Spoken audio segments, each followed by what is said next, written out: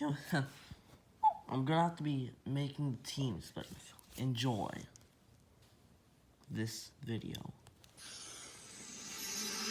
Also, this will be a reaction with no discussion. In my Okay. video, the many This will be a reaction fuel, but with no commentary.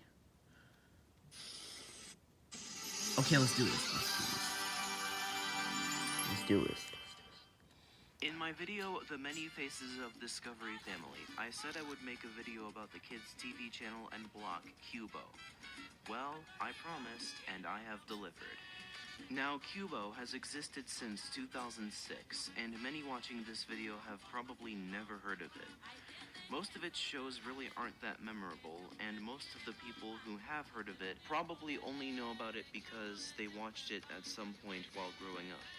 When I was younger, my father would often record episodes of VeggieTales off of Qubo for me and my brothers to watch, and that was pretty much it. So, how did this brand come to be, and why has it not been successful? In this video, we are going to find that out.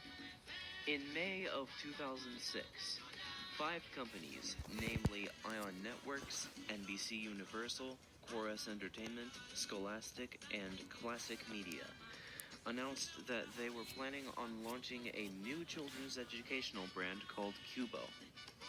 The brand would have blocks on NBC Universal and Ion-owned networks NBC, Telemundo, and Ion Television, as well as an on-demand service and a separate Qubo TV network.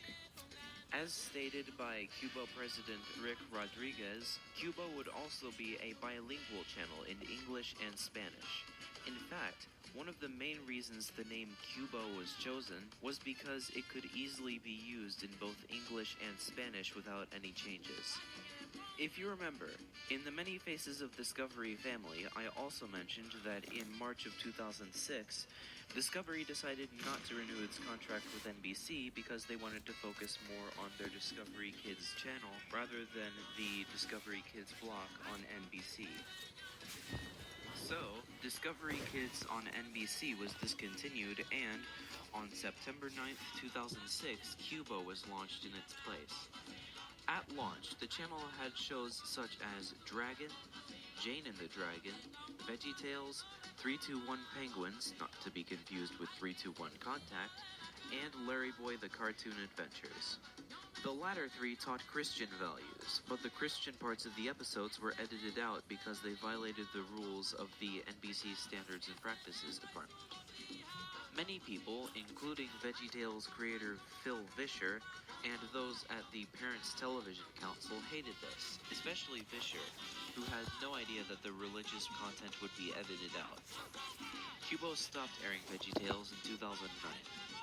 In May of 2009, Ion Media Networks requested must-carry subscription television carriage from the FCC in order to expand Qubo further.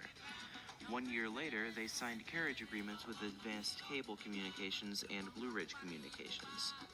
After Comcast acquired NBC Universal on October 28, 2012, NBC and Telemundo announced that they would be discontinuing their Qubo blocks. NBC replaced theirs with NBC Kids, and Telemundo replaced theirs with Mi Telemundo.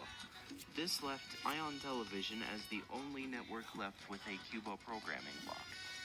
In 2013, Ion Media Networks acquired the shares of Qubo that Chorus Entertainment, Scholastic, and Classic Media, now DreamWorks Classic, held, although the 3 companies retained program redistribution rights with Qubo.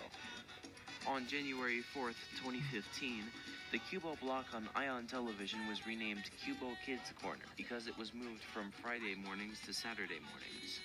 So, why hasn't Qubo been successful? After all, the brand had some major companies behind it, like NBC Universal and Chorus Entertainment. Well, there are 2 main reasons. First, most of Qubo's programming isn't all that great. Most of their shows are just forgettable, throwaway pieces of nothing. And the shows that aren't are from franchises that existed before Qubo, like VeggieTales and Babar the Elephant. But I think the biggest reason why Qubo isn't well known is because it simply doesn't exist everywhere.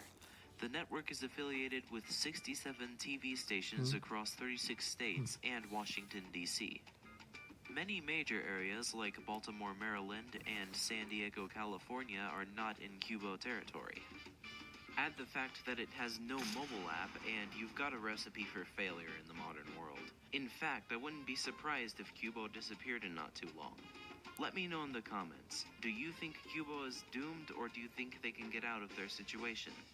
Anyway, thanks for watching, and stay tuned.